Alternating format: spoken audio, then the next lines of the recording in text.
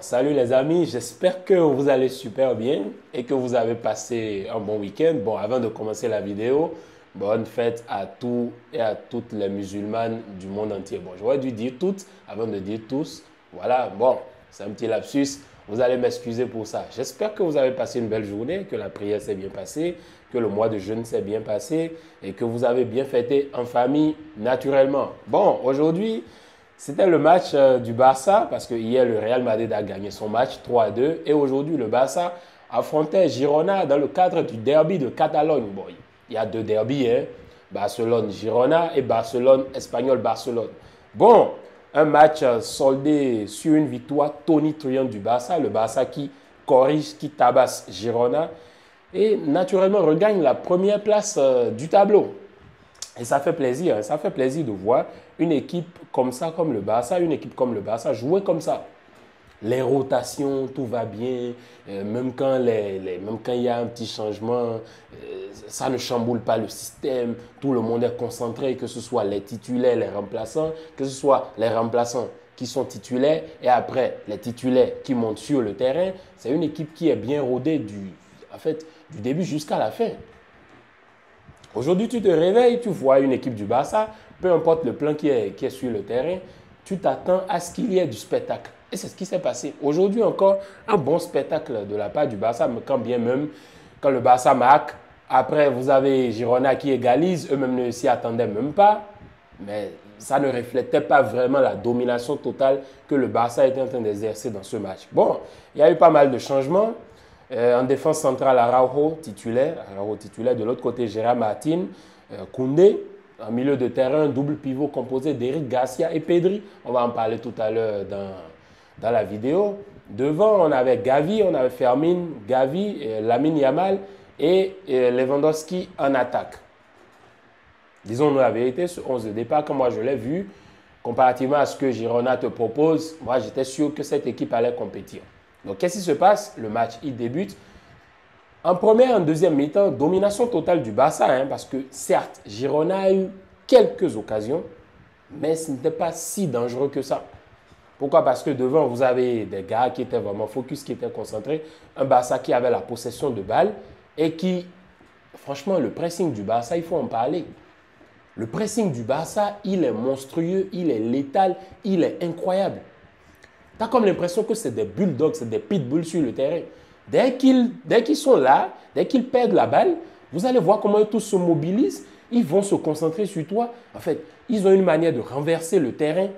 Ils ne te laissent pas des espaces. Ils sont là, une, deux, ils sont déjà là pour te bloquer. C'est incroyable. Un Barça qui, en sortie de balle, fut incroyable, impeccable. Et ce qui me fascine, ce sont les sorties de balle en une touche. En une touche. C'est tac, tac, tac, tac. Une de Araujo et Koundé. Koundé, Lamine Yamal. Ou bien Koundé qui la donne à Eric. Eric, une, deux pour Lamine Yamal. Tac, tac. Et ça va vite. Ça va vite. Ça va vite. Ça bouge vite. De l'autre côté, vous avez Gérard Martin. Gérard Martin qui cherche Pedri. Pedri, une, deux avec Gavi. Gavi qui revient. Tac, tac pour Fermin Lopez. Fermin aujourd'hui qui fait un bon match. Hein. Il fait un bon match. Je suis en train de sauter des parties déjà. Mais Fermin, il te fait un bon match. Il s'en sort avec une passe décisive. Il faut voir comment le Barça joue. En bloc compact ou bien ouvert. Que ce soit l'exploitation du jeu vertical ou horizontal, le Barça, ils sont dans pratiquement tous les registres de jeu. Ils dominent pratiquement toutes les facettes du jeu. Et oui, et j'aime bien la philosophie, c'est la philosophie du match après match. Il faut prendre les matchs un à un jusqu'à la fin. Parce que là maintenant, il va nous rester 9 matchs d'ici à la fin de la saison en Liga. Et on a aussi la Ligue des Champions qui est là. On a aussi la Copa del Rey qu'on va jouer le mercredi. Donc, vous avez un Barça qui te joue à un football plaisant, total, qui a une domination au milieu de terrain incroyable, une domination au milieu de terrain avec Pedri et Eric Garcia. Eric Garcia qui fait un super match aujourd'hui.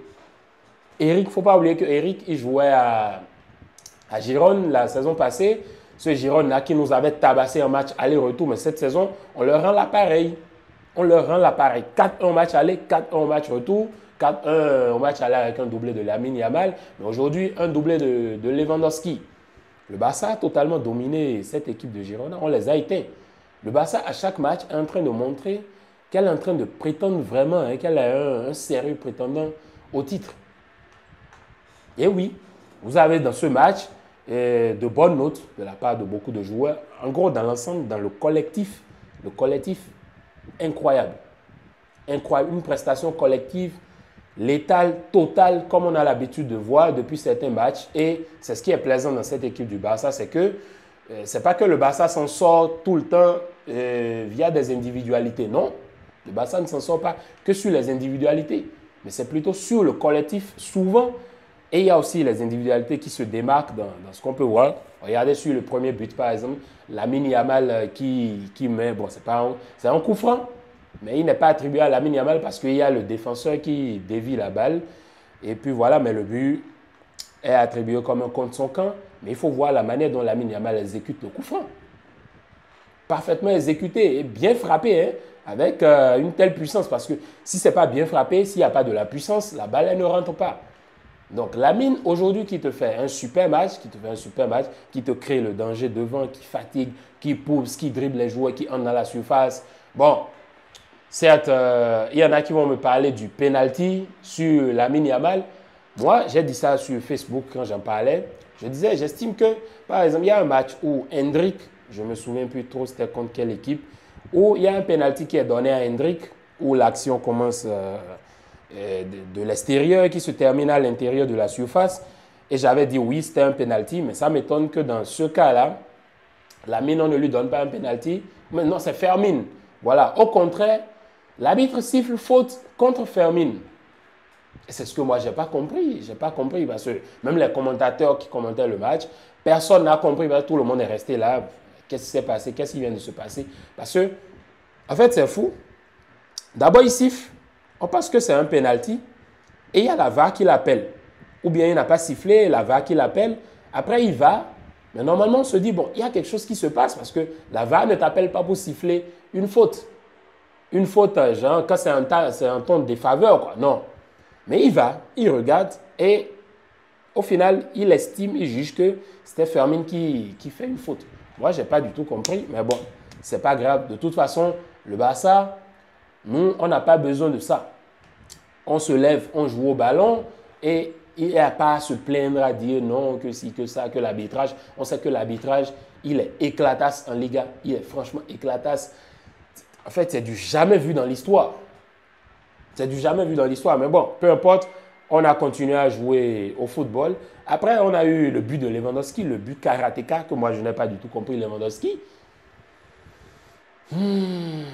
Tu lui donnes des opportunités, tu lui donnes 1001 occasions. Il ne marque pas. Il ne les marque pas, mais sur des occasions bizarres. C'est un peu comme le goal contre l'Atlético Madrid. Passe d'Inigo Martinez, on ne sait même pas d'où il sort. Ce contrôle stratosphérique de nulle part. Pap, en 1 seconde et demie, il t'a claqué le but. Ça, c'est qui a marqué? Je ne sais pas. C'est qui a marqué? Il te marque le but. Un geste de karatéka, de grand attaquant karatéka. Et il te met le but. Au niveau du troisième but, ça, franchement, je vais en parler tout à l'heure. On va en parler. Le troisième but aussi, décalage de Frenkie. Il ajuste la balle. Beau but.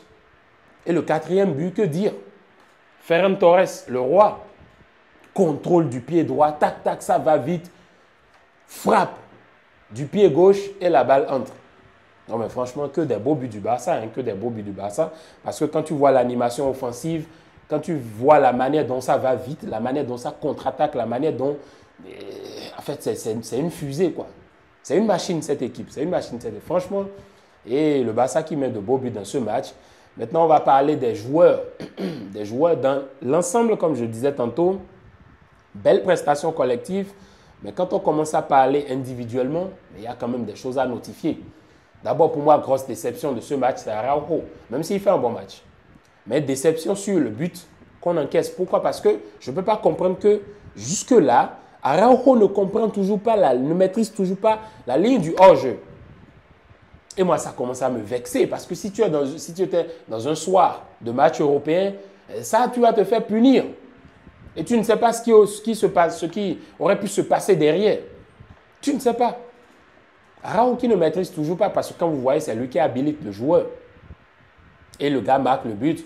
De l'autre côté, vous avez Inigo Martinez qui rend une copie conforme. Moi, j'ai tellement kiffé la sortie d'Inigo. Parce qu'après, vous avez vu, il y a le public du Montjuic qui scandait Inigo, Inigo. Non, mais il s'est gagné ce respect-là. Franchement, Inigo, mais quel glow-up dans le niveau. Que ce soit dans la technique, dans la manière de défendre, dans la manière de se positionner, dans la vision de jeu. Très intelligent comme défenseur. Très, très, très intelligent. Et Inigo, il te fait un super match aujourd'hui.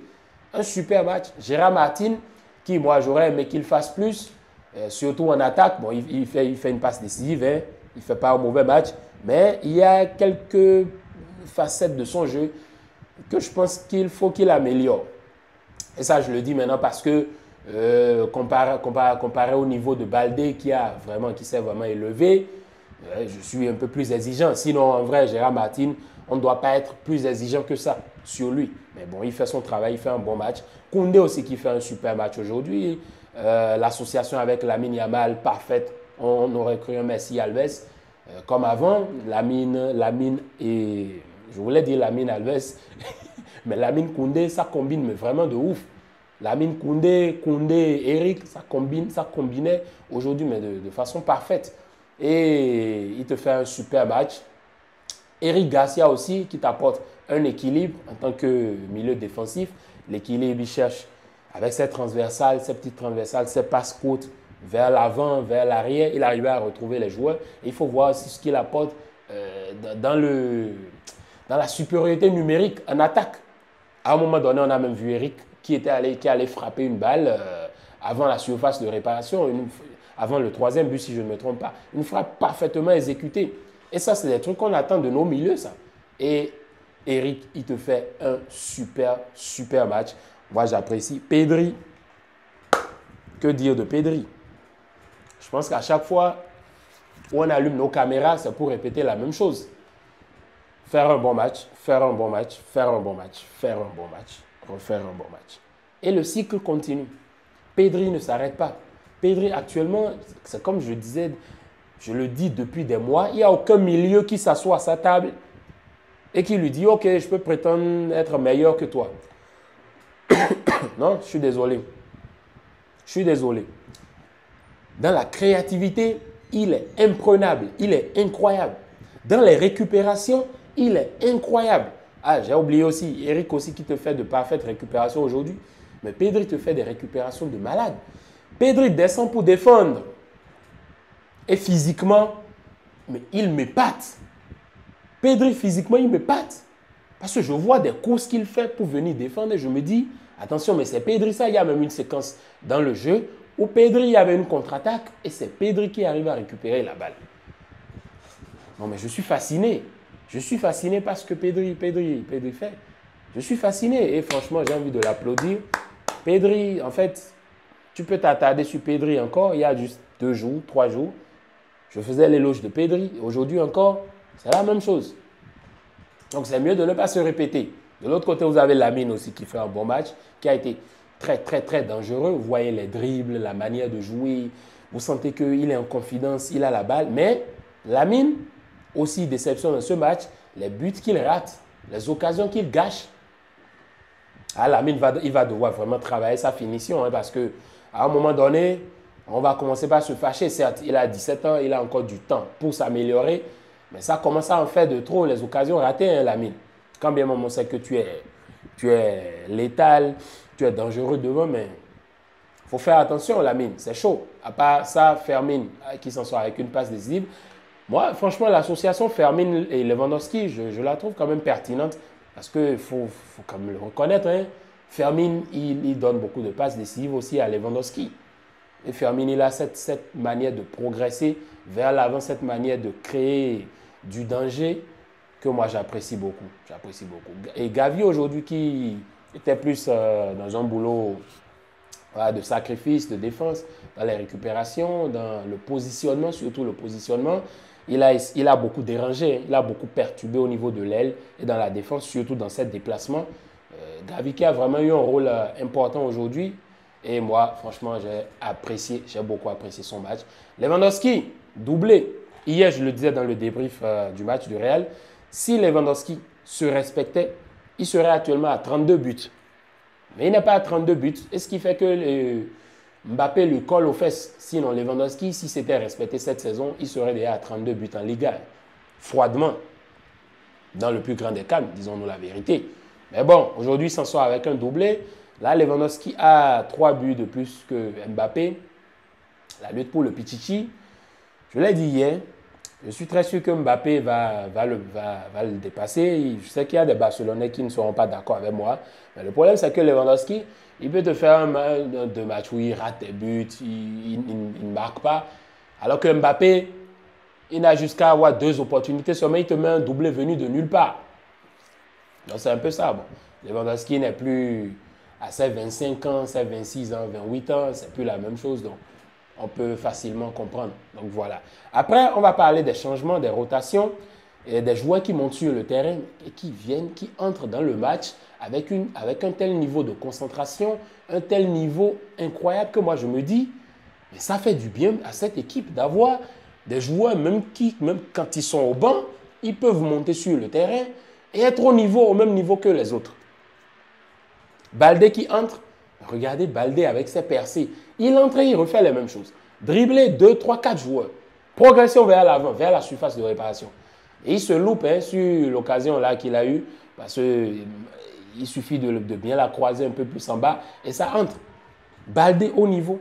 Après, on va parler de Frenkie. Frenkie, c'est clairement un métronome, c'est le patron. Quand ce n'était pas bon ici, on était les premiers à venir ici à insulter et à vanner Frenkie, à lui serrer le col. Mais maintenant que c'est bon, je vois il y en a qui sont silencieux, qui ne disent rien. Mais Frenkie, c'est un patron. Non, mais c'est un patron. Regardez la manière dont il récupère la balle, passe d'Araujo, récupération de Jong, belle protection de balle, tac, tac, il tourne, il élimine le joueur, progression de plus de 30 mètres, 35 mètres. Après, il la donne à Lewandowski et Lewandowski n'a juste qu'à l'ajuster. Ça, c'est le Frenkie qu'on a envie de voir ça. Et le pire, c'est que Frenkie, là, même là, avec ce niveau-là, il n'est même pas à 30% de ses capacités, ni 40%. Parce que nous, on connaît le Frenkie, on a connu le Frenkie de l'Ajax. Et le Frenkie de l'Ajax, c'était du sale, c'était du lourd. Donc, Frenkie, en fait, la courbe, elle est en train d'être croissante. Et c'est ce qu'on veut. Parce que si tu as un Frenkie qui est en forme, après tu as un Casado qui peut venir rendre sur le terrain, tu as Eric qui est au niveau, tu as, je sais pas, tu as Inigo qui est au niveau, Koubarsi, Baldé, Gérard Martin. C'est clair que même dans les rotations, même dans les gros matchs, ils vont répondre présent sur le terrain. Ils vont répondre présent. Et Frenkie, j'ai apprécié son entrée incroyable. Après, vous avez Koubarsi qui est entré, Ferran qui est aussi entré et qui marque un but. Ce n'est plus Ferran Toca Torres comme le dit Stan. C'est Ferran incroyable Torres. Qu'est-ce qu'il est fort. Je me demande quel sub actuellement dans le monde peut s'asseoir devant Ferran et lui dire « Je suis plus décisif que toi ». Je crois que c'est 15 buts en combien de matchs. Il n'est pas titulaire, mais dès qu'il rentre, il marque. C'est juste des mathématiques, il faut juste faire un calcul. Ferran, il est vraiment dans un état de forme. Et nous, pour nous, c'est bon parce que si Ferran est en forme, il peut te faire ce genre de truc, te créer ce genre de surprise. Ah, mais c'est bien pour la suite. Et pour la fin de saison. Comme ça, on sait qu'on peut prétendre à tous les titres. Donc voilà, Ferran aussi qui fait un super match. À part ça, je voulais féliciter le gardien de Girona, Gazzaniga. Parce que sans Gazzaniga, aujourd'hui, tranquillement, ces gars, ils se prennent 7-8 buts. Gazzaniga, il a été impeccable, incroyable. Quel beau match, quel match de patron. Un grand gardien, hein, un grand gardien. Franchement, il faut lui applaudir, chapeau. Chesney qui encaisse un but, bon, ce n'est pas sa faute. Hein. Ce genre de but, tu ne peux pas l'éviter, mais bon. Là, c'est la gardiennerie champagne de Chesney. Chesney qui reste toujours invaincu, le Barça qui reste toujours l'équipe invaincue en 2025. Et ça fait du bien de voir ce genre de choses. Surtout les gars, n'oubliez pas de me dire dans les commentaires ce que vous avez pensé de ce match, vos tops, vos flops. Et puis voilà, n'oubliez pas de vous abonner surtout. Il y a beaucoup qui suivent les vidéos mais qui ne s'abonnent pas. De liker, de commenter, de partager. Ça fait toujours du bien à la chaîne. Allez les gars, bien de choses à vous et bon début de semaine. Peace.